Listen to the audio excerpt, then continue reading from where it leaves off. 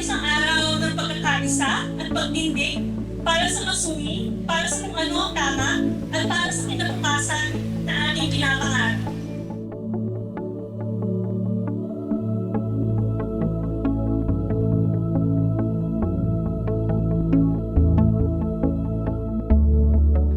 Kami magkapatid at siguro nandito ngayon para makiisa at sabihin sa administrasyong ito, kay PBBM at sa Secretary ng DNR na protektahan sana natin ang masungi at gawin ang mandato ng DNR na para sa kalikasan, para sa bayan.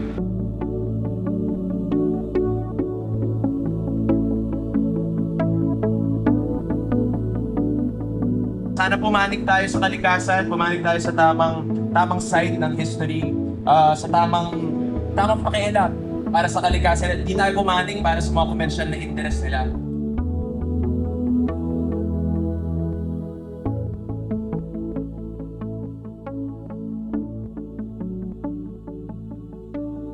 Mabuti nga dumating ang masungi na nangangalaga dyan sa lugar na yan.